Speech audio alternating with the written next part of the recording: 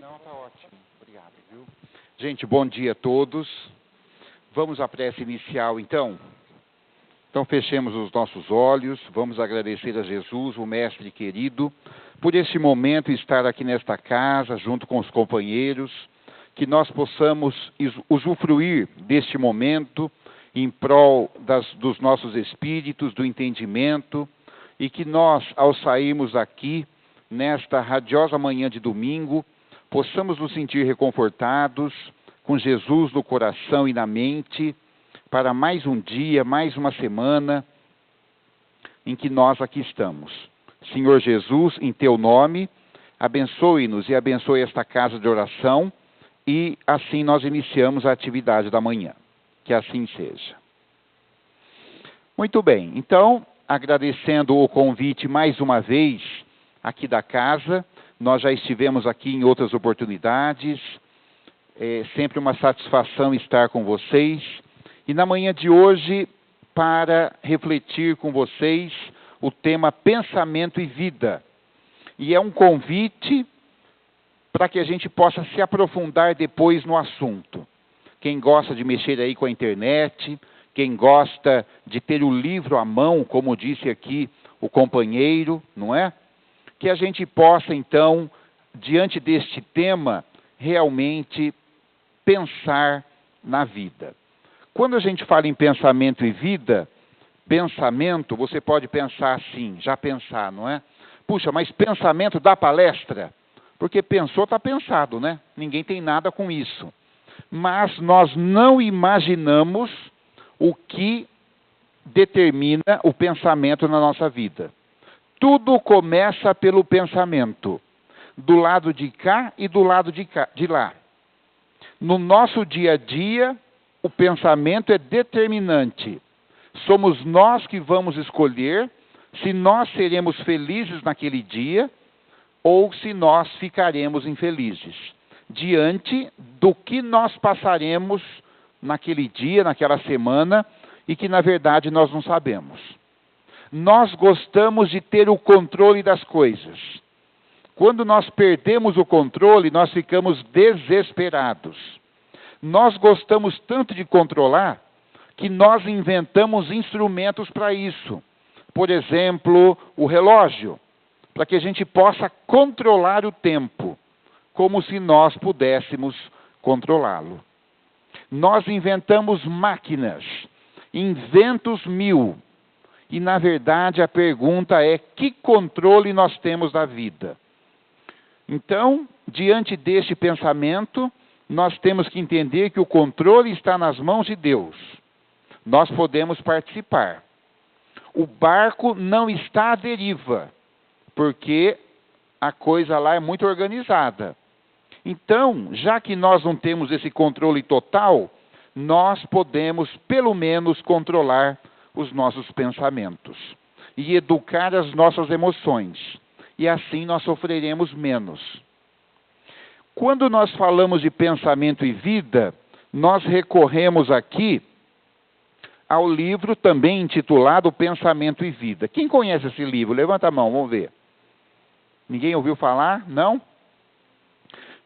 Então, este livro é um livro compacto, é um livro de apenas 30 capítulos curtos, do lápis psicográfico de Francisco Cândido Xavier, através do Espírito Emmanuel. E quando a gente fala em Emmanuel, nós temos assim um grande respeito, porque é um Espírito que vem desde os tempos do Cristo, em sucessivas reencarnações, e que no último século, do século passado para este século, ele se responsabilizou pela obra mediúnica de Francisco Cândido Xavier. Cada página que Chico Xavier escreveu, seja ela de cartas consoladoras, seja ela de mensagens, textos, poemas, passou pelo crivo de Emmanuel. Então, nós que somos espíritas, nós que estamos buscando o espiritismo como doutrina consoladora, podemos ter em Emmanuel um porto seguro, se é que nós queremos controlar as coisas. Por que eu digo isso? Porque a literatura é muito vasta. Hoje você entra na internet e você vê de tudo. Todo mundo quer dar opinião, todo mundo fala, todo mundo escreve. No entanto, nós temos que nos ater aos textos seguros, não menosprezando nenhum texto, mas Emmanuel é porto seguro. E Emmanuel é conciso. Em uma frase curta, ele consegue colocar um pensamento para a gente refletir por horas, por semanas. Quando nós lemos Emmanuel, não tem como você ler uma frase de Emmanuel e pensar assim, puxa, o que Emmanuel quis dizer com isso?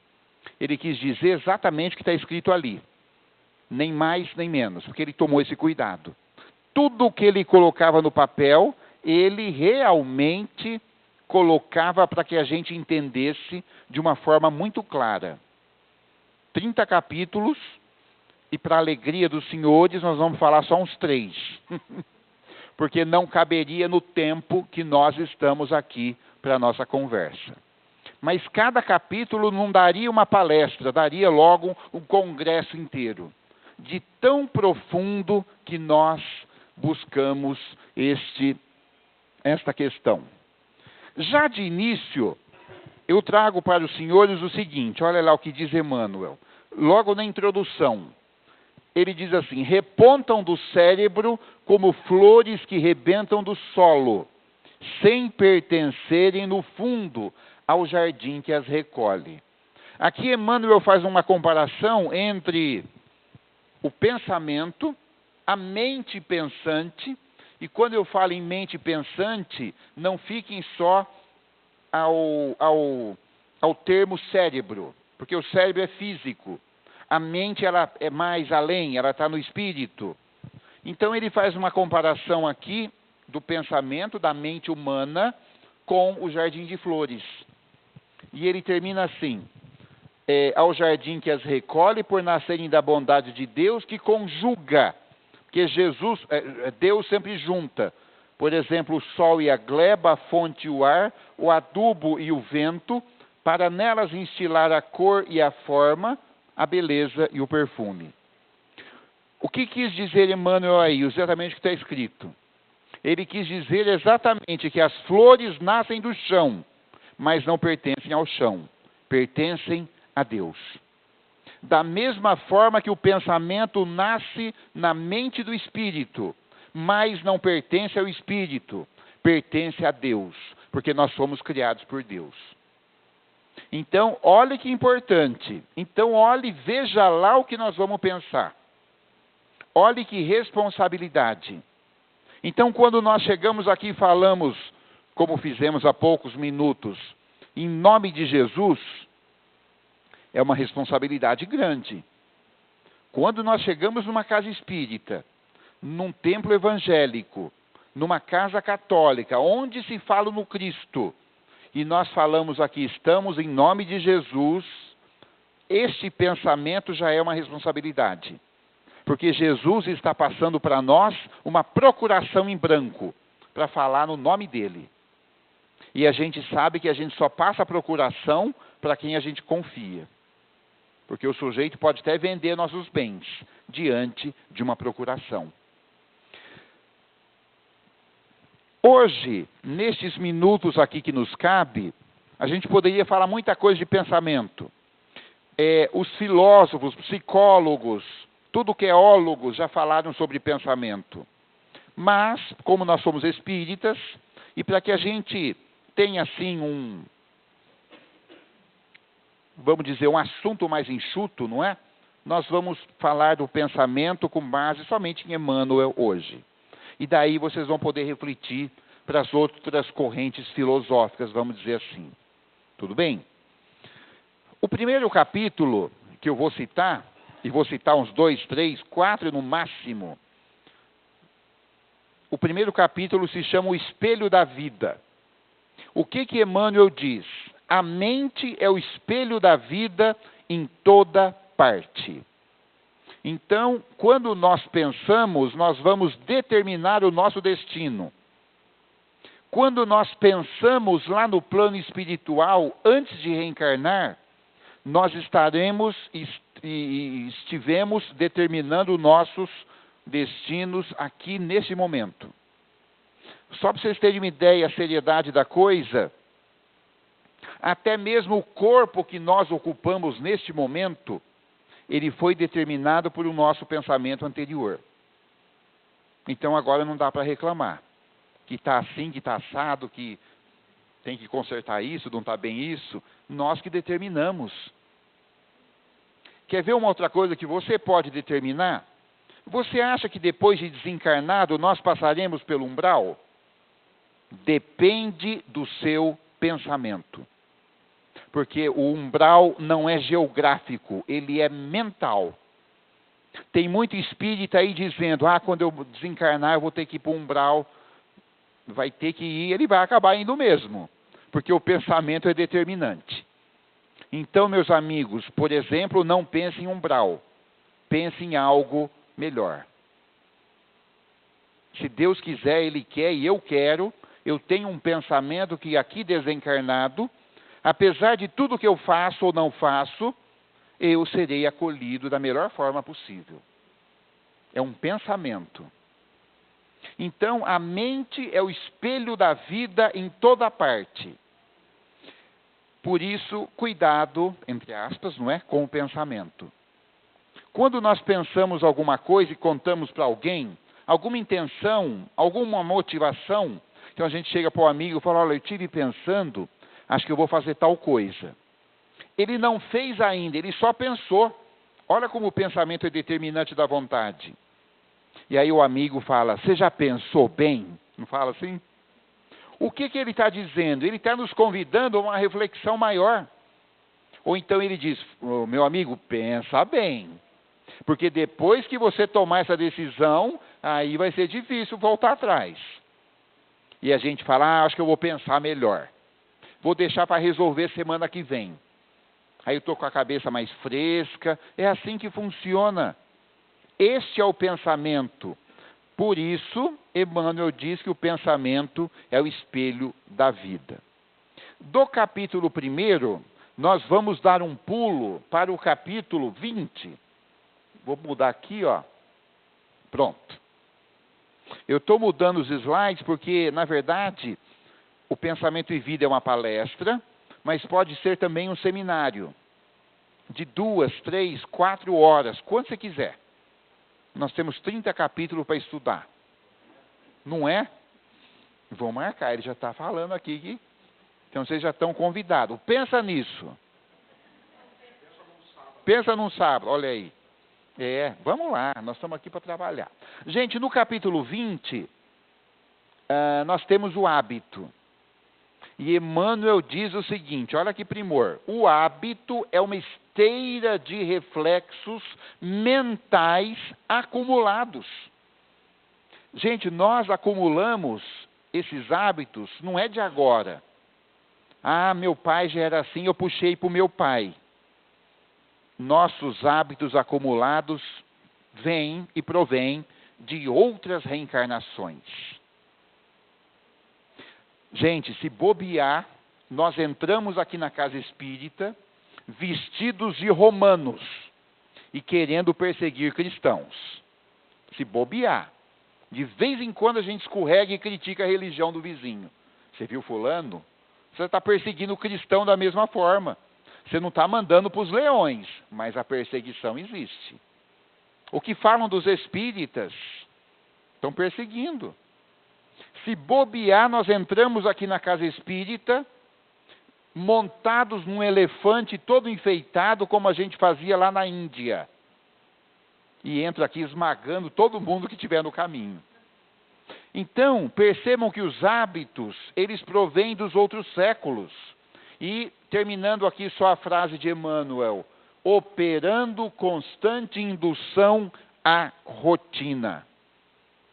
Então, quando nós estamos no plano espiritual, na condição de espíritos, que não temos ainda o corpo de carne, e nós fazemos a nossa programação, nosso planejamento reencarnatório, se assim nos for permitido, se nós tivermos condições mentais, psicológicas para isso, participar desse projeto novo que nós vamos viver e que nós estamos aqui realizando hoje. Olha que interessante. Quando nós estamos lá planejando, nós recebemos uma recomendação dos Espíritos para que a gente tome cuidado com os hábitos. Porque depois a gente vem aqui na fase do esquecimento e nós começamos a cometer todas as questões que já cometíamos na reencarnação passada. E aí você fala, eu não sei porque eu sou assim.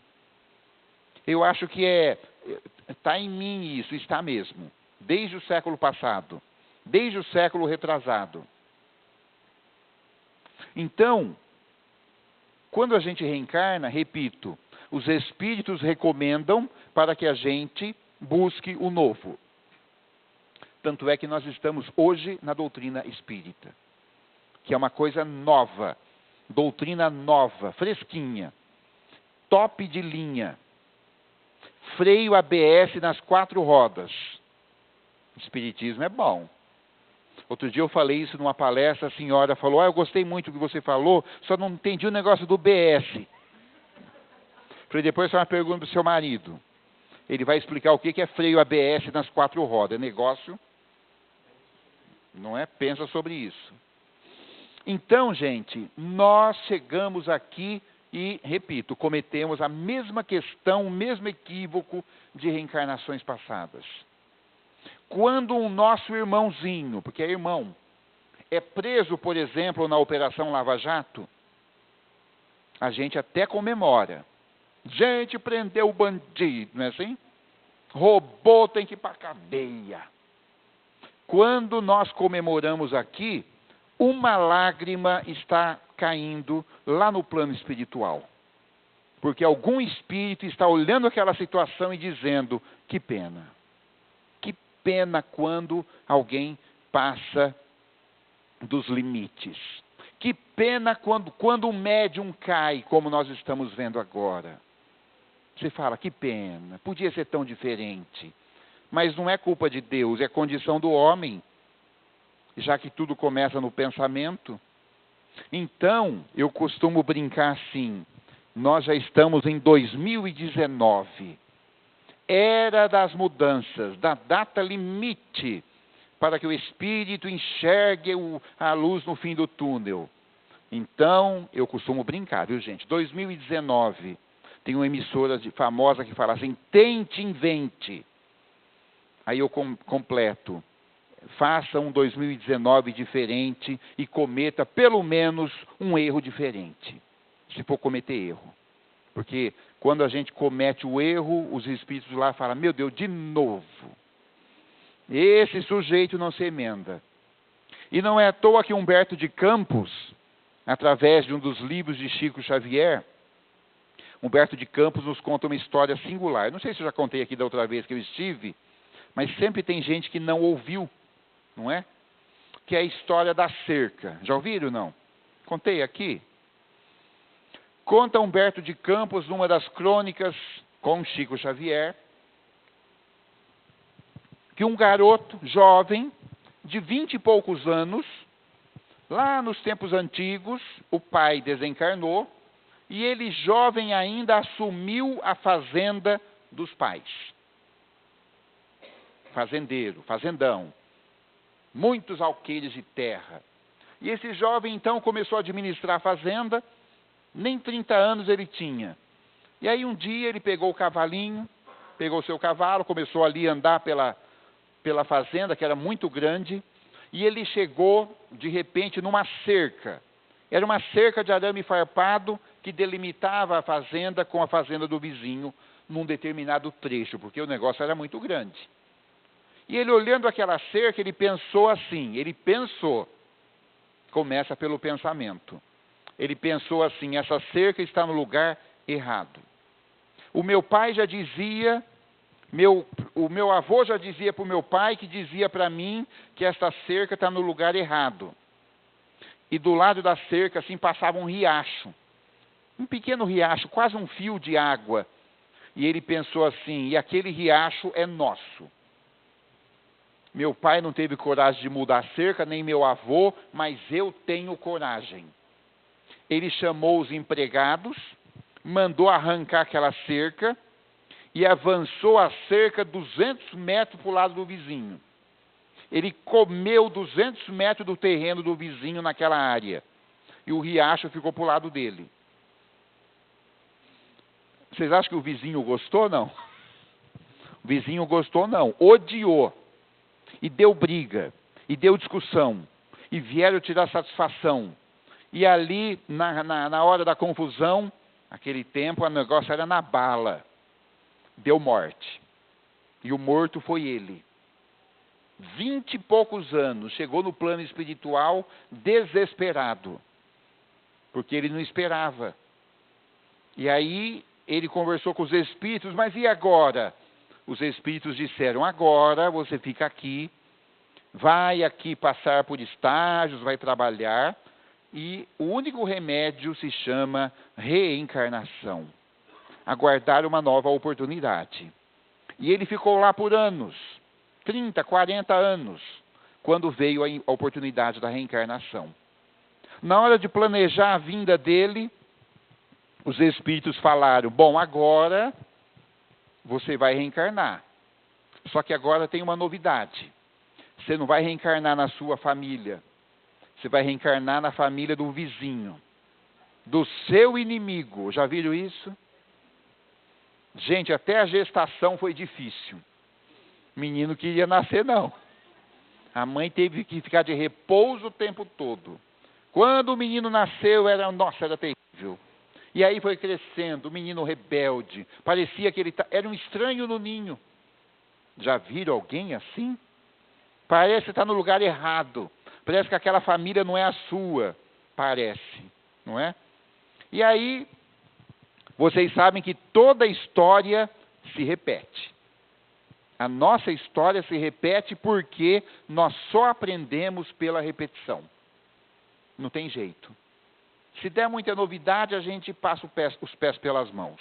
Então, a história se repete que é para você realmente pensar naquilo. E, de novo, com 20 e poucos anos, o pai desencarnado, este garoto assume de novo a fazenda da família. Só que dessa vez para o lado de lá da cerca. Aí um dia, olha como a história se repete. Um dia, ele andando por ali com o seu cavalo, adivinha onde é que ele chegou? Na cerca. E ele olhou aquela cerca e pensou, esta cerca está no lugar errado. Porque essa cerca era para estar para o lado de lá do riacho. E meu pai não teve coragem de mudar, mas eu tenho. Chamou os empregados, mandou arrancar a cerca de novo e comeu 200 metros do terreno do vizinho para o lado de lá. E o riacho ficou para o lado dele.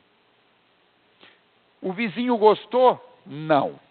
De novo deu briga, de novo deu desentendimento e de novo deu bala. Adivinha quem foi o morto dessa vez? Ele. De novo, segunda vez. Aí diz que ele conta Humberto de Campos. E nós estamos refletindo sobre o hábito. Aí ele chega no plano espiritual com a maior cara de ué. Sabe como é que é? Chegou com aquela carinha. Acho que o espírito falou, ei meu filho, de novo. Não foi a cerca não. Ele falou, foi. Porque lá não tem juízo, o juiz somos nós. É a consciência. Aí ele falou, e agora o que eu faço? Mesma coisa. Vai estudar, vai trabalhar e vai aguardar uma nova oportunidade. Passou mais 50 anos. O século virou de novo, que já tinha virado pela segunda vez. E veio a reencarnação. E aí, na hora de planejar a reencarnação, os espíritos falaram, agora você vai nascer. Ele perguntou, para o lado de lá ou para o lado de cá? Que a gente já sabe. Aí eles pensaram um pouco, falaram, não, agora você vai para o lado de lá. Você vai para a sua família original. Aí, disse que tinha 3 ou 4 espíritos, vou exagerar um pouquinho aqui. Humberto de Campos não contou isso, mas eu vou exagerar. Os espíritos, acho que até ajoelharam lá. E falaram, meu filho, você vai reencarnar, mas faz um favor, não mexe na cerca. Porque a gente vem aqui para mexer na cerca. Que não é naquela cerca física, mas é em alguma cerca. E aí então, ele reencarnou, na família original. Tudo tranquilo. Adivinha o que aconteceu? Com 20 e poucos anos, o pai desencarnou. E ele, de novo, assumiu a fazenda da família. Um dia, andando com seu cavalo, já contei essa história aqui? Ele passou perto e chegou aonde? Na cerca. E ele olhou, e a força do pensamento é incrível. Porque ele pensou assim, nossa, essa cerca está no lugar errado. Mas, olha o que ele pensou, alguma coisa me diz, aí entra a intuição, a experiência de vidas passadas, a força dos espíritos, tudo. E ele pensou, alguma coisa me diz que é para eu não mexer nessa cerca. Porque muita gente já morreu. Já morreu 2 pessoas aqui antigamente. E parece que eu estou até vendo, e estava, né? Era ele mesmo. Então não vou mexer na cerca não. Deixa, o que são 200 metros? Eu tenho não sei quantos alqueires de fazenda. Aqui na nossa fazenda tem rio, riacho, cascata, lago, tem tudo. Para que eu vou querer um fio de água que está quase secando a fonte? 200 metros, para quê?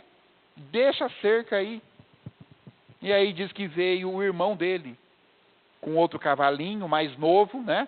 O irmão mais novo, que não tinha a carga da experiência que ele tinha, da vivência. E o irmão mais novo falou, mano, essa cerca está errada. Ele falou, tá. E aí? Ele falou, e aí nada. E eu te ordeno uma coisa. Com a força de autoridade paterna que eu tenho agora, porque nosso pai não está mais aqui em vida.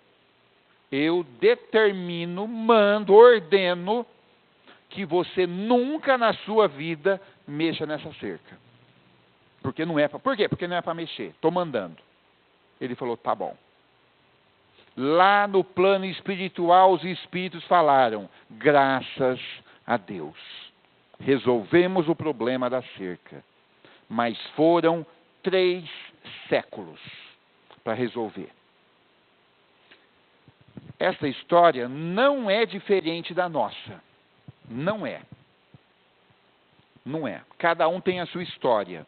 E cada um tem a sua cerca. Cada um tem o seu cavalo. Cada um assume as suas posições em determinados tempos da vida. Então nós precisamos pensar. Como disse no começo, pensa bem. Ainda falando um pouquinho do hábito, que eu não poderia deixar de falar, também não lembro se eu contei aqui a vocês, mas lembra que eu falei que a gente entra no elefante vestido, que a gente entra de romano, de indiano, de americano, tudo que é ano que vocês quiserem? Eu tive uma experiência muito interessante dessas vivências anteriores, não é, afloradas na presente reencarnação. Fui fazer uma palestra em Itu. Vocês conhecem Itu? Aqui pertinho. E aí, a palestra era à noite. 8 horas. Cheguei lá um pouquinho assim, antes das 8. E Itu, não sei se vocês conhecem, o centro antigo de Itu é muito estreito. É muito apertado. Aquelas ruas de paralelepípedo bem estreitas. E aí, para carro de um lado só da rua, fica um corredorzinho estreito. E o centro espírita no centro de Itu.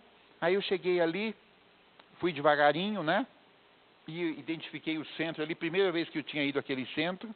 Aliás, fui lá outro dia. E aí então, quando eu fui chegando com o carro, baixei o vidro do carro. Tinha 2 cadeiras na frente assim, guardando uma vaga. Aí eu falei, será que é para mim, né? Fui chegando devagarinho, vi um sujeito alto, 1,80 m, 1,90 m. Olhando de longe assim, já uma figura muito peculiar, o cabelo bem encaracolado assim, o narizão bem para frente. todo o nariz é para frente, mas esse era muito para frente, não é? Sabe aquele nariz que você vê que é de outras épocas, né? E aí o sujeito olhou assim, eu baixei o vidro do carro, ele falou, você é o André? Eu falei, sou. Aqui, para aqui. Aí, manobra, pode vir. Sabe aquele sujeito que já tem o expediente ali da manobra do carro, manobrei. Aí eu saí do carro e falou, tem alguma coisa para carregar? Eu falei, tem uns livros aí. Fulano, pega os livros aqui. Vamos entrar. Fomos entrando, ele falou, você vai usar o projetor? Eu falei, vou. Fulano, monta o projetor. Eu falei, o cara manda em tudo aqui, né? Não é que manda, ele organiza. A sua água você quer como? Com gelo, sem gelo, com gás, sem gás? Eu falei, qualquer jeito tá bom, né? Fulano, traz a água aqui na mesa. E aí eu percebi que ele dava todas as coordenadas ali, e ao final, aquele dia, eu tinha alguns livros, sentei ali para fazer uma dedicatória nos livros, aí ele chegou e falou no meu ouvido, o hotel já está tudo certo, porque eu ia dormir lá, depois daqui nós vamos comer uma pizza, tá bom? Falei, tá bom. Quem sou eu para discordar do chefe? Ele que mandava tudo lá, fomos comer o que ele quisesse, né? E aí nós fomos depois, comemos a pizza, ele foi com a esposa, com a filha, um papo muito bom, sujeito assim, já contei essa história na frente dele, inclusive, ele riu muito, sujeito bacana. Aí no final da conversa ele falou, André, posso contar uma coisa? Eu falei, pode. Olha, um dia eu fui no Chico Xavier, lá em Uberaba, e eu consegui conversar com ele, e ele me disse, o Chico Xavier, que numa outra encarnação, eu fui um centurião romano. Você sabe o que é o centurião romano? É aquele sujeito que fica na porta do palácio, com aquela lança na mão, e é ele que determina quem entra, quem sai, quem fica, quem não fica. Centurião romano. Eu falei, meu amigo, nem precisava da mediunidade do Chico Xavier para saber que você foi um centurião romano, porque já está na sua cara. Você está brincando? Falei, até no nariz. Então, gente, olha como nós trazemos coisas do passado. Haroldo Dutra Dias, outro dia, vocês conhecem o Haroldo, lá na cidade dele, em Belo Horizonte, ele disse que ele estava no trânsito, dirigindo, e ele estava com um filho de 10, 12 anos. E ele dirigindo, e aquele trânsito de Belo Horizonte é bem parecido com o de São Paulo, de Campinas, é um negócio assim de doido. E ele andando com o carro, de repente alguém entrou na frente dele, assim, sem seta, sem nada, e ele teve que frear o carro, quase que acaba com o carro atrás do outro, e naquele impulso, e ele diz que desceu ali todo aquele sangue romano de antigamente, da época de Roma, da época das cruzadas, sabe? E ele desceu o vidro assim, parou o carro, desceu o vidro, aí o filho falou, vai xingar? Ele falou, vou porque o sujeito quase me acabou com o carro, eu sou uma pessoa humana, estou nervoso, e eu vou falar alguma coisa. Aí o menino falou, pai, e se for uma pessoa que assiste suas palestras pelo YouTube? Aí ele pensou, é mesmo, subiu o vidro, melhor não falar nada. Você percebe como vem aquele sangue, não é? Então, gente, hábito. E por último, na manhã de hoje, no capítulo 10, olha que nós somos do 1 para o 20, voltamos para o 10. E tem muito mais material para ser estudado. O capítulo 10, ele fala de entendimento. Então, ele fala assim, a criatura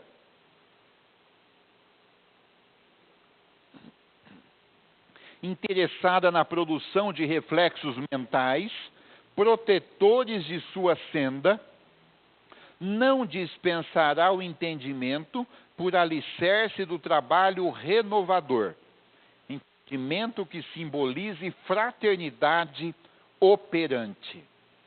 Meus amigos, o que determina a nossa vida para o sucesso, em todos os sentidos, é o amor. Não tem como.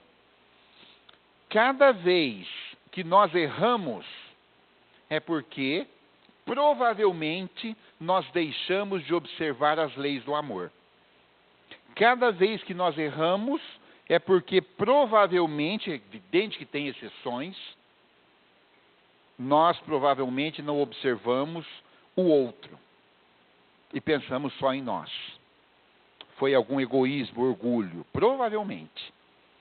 Então, o amor. E se a gente quiser amar que alguém nos ame, a gente tem que amar. No entanto, não é determinante que o amor seja devolvido. Nós temos que fazer a nossa parte. Ah, eu só te amo se você me amar. Então você não vai amar quase ninguém. Porque nós precisamos amar sim. O Rossandro Klinge, que também é palestrante, ele conta que ele é lá do Nordeste. Ele conta que quando ele tinha 15 anos, o Rossandro, ele falou para a mãe, no Nordeste, mãe, vou sair do carnaval. Vou pular 5 noites e os 2 matinês. E lá no Nordeste sai atrás o trio elétrico. A mãe falou, não. Ele falou, como não? Eu estou comunicando. Ela falou, você não vai. Você é meu filho e quem manda em você sou eu. E eu estou te dando limite. Mas a mãe não me ama, por isso que eu estou te dando limite. Quem ama dá limite. Aí diz que ele falou assim, mas já comprei até o meu abadá. Perdeu dinheiro, porque você não vai. E aí disse ele, ainda bem que só faltam 2 anos. Ela falou, 2 anos para quê? Não, é que eu vou fazer 16, daqui 2 anos eu faço 18, aí eu faço o que eu quero. Ela falou, se você estiver embaixo do meu teto, você pode ter 49,5, quem manda sou eu. Quando você estiver pagando as suas contas, na sua casa, com a sua família, aí você manda. Aí ele falou assim, mas como é que a mãe quer que eu ame a mãe desse jeito? A mãe só não faz nada que eu quero, disse a mãe sabiamente. Eu não preciso do seu amor, porque eu já te amo. Se você me ama, não faz a menor diferença, porque eu te amo. Então, se você me amar, é bom. Se você não me amar, problema seu. A oportunidade é sua. Aí ele ficou pensando naquilo. Então, gente, por que eu estou dizendo isso? Porque nós estamos dentro de uma casa, dentro de um laboratório de reajustamento, justamente para refletir o capítulo 10 de Pensamento e Vida, que é o entendimento. Mas não é fácil. Nós também voltaremos várias reencarnações, para que a gente tenha a questão do entendimento, olha lá, como alicerce do trabalho renovador, dentro da fraternidade. E é difícil. Em casa é difícil. Não é na minha casa, não é na sua, não é na sua, é em todas. O reajustamento é muito difícil, mas não impossível. Tem um pastor evangélico chamado Cláudio Duarte, já viram?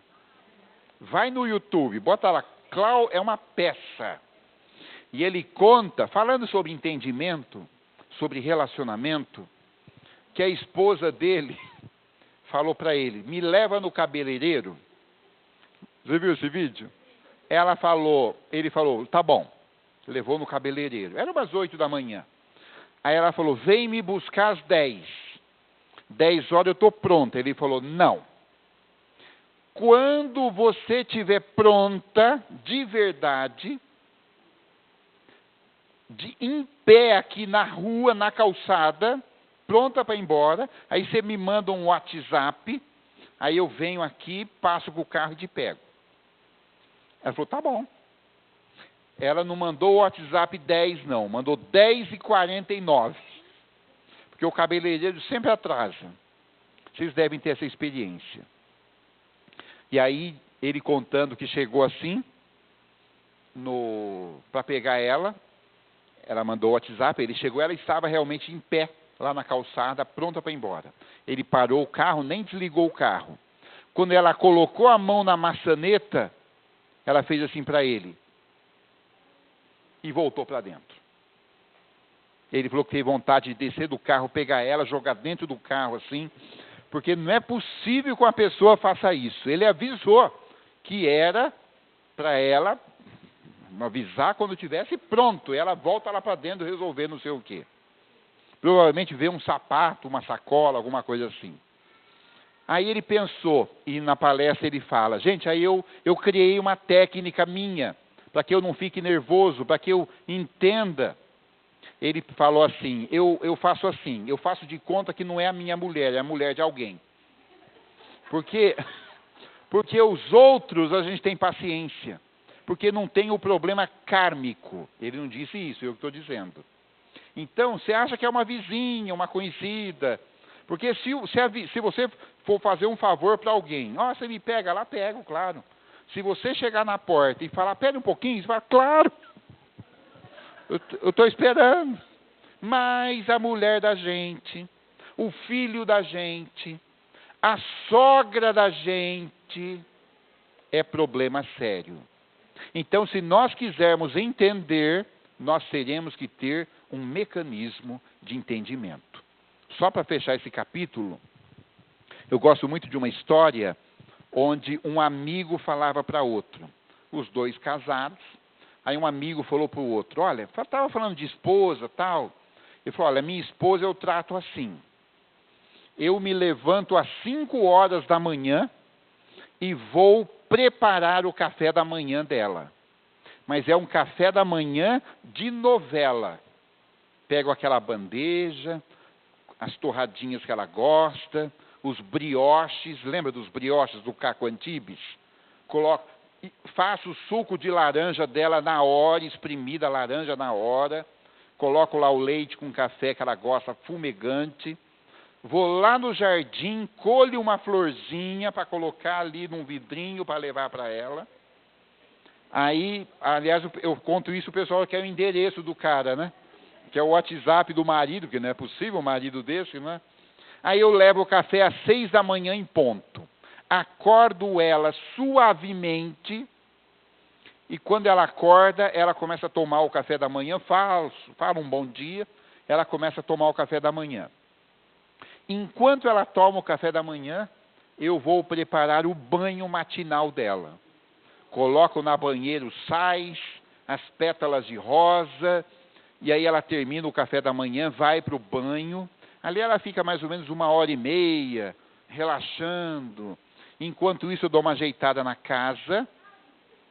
E aí quando ela sai do banho, ela vai estudar o seu livro espírita do dia, não é? Porque nós somos espíritos, ele disse. E ela vai, nós temos um divã. Temos um divã, já viram isso? Aí ela deita no divã, ela vai fazer o estudo da manhã, enquanto isso eu ajeito o almoço. Aí o outro falou, para, isso aí não é possível. Você deve amar demais essa mulher. Ele falou, odeio.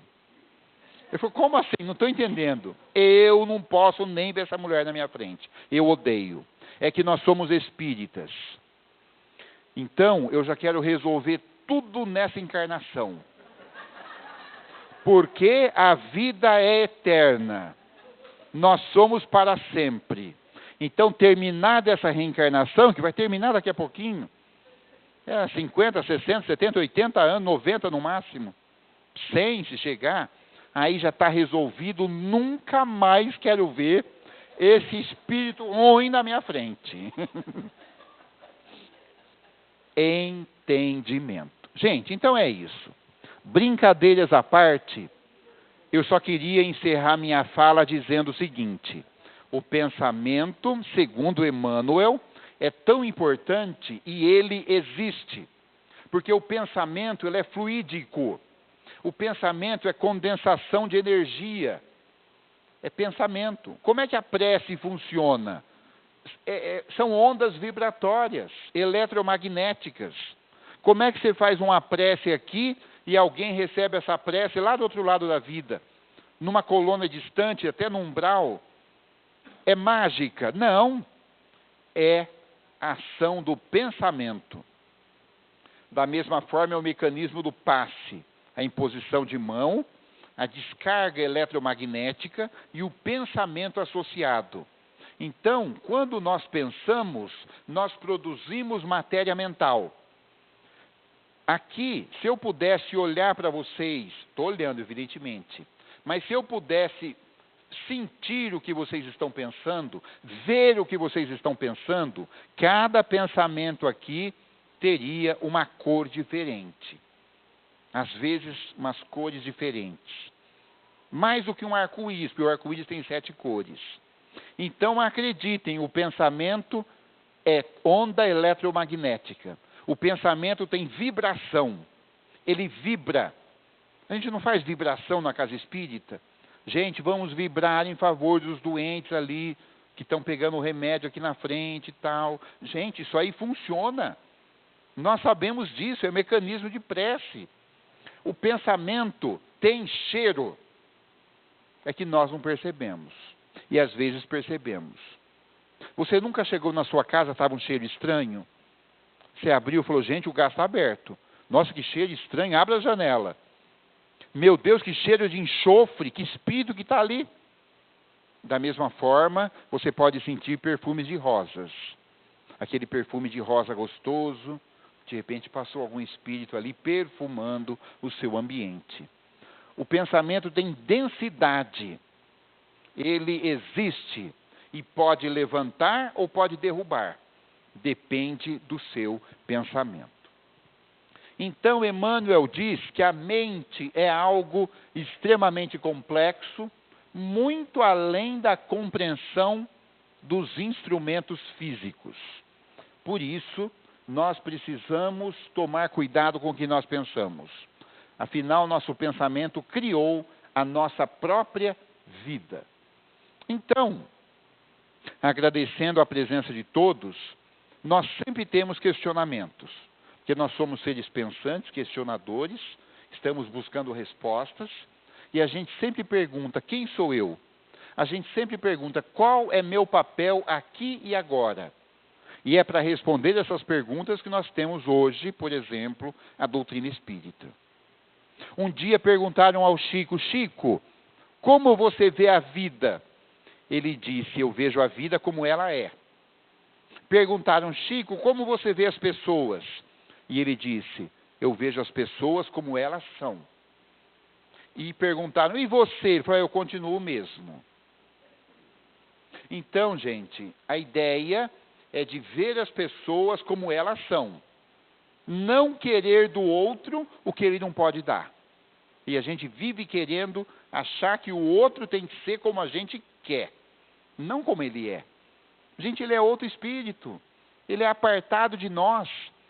Tem culturas diferentes, ideias diferentes, anseios diferentes.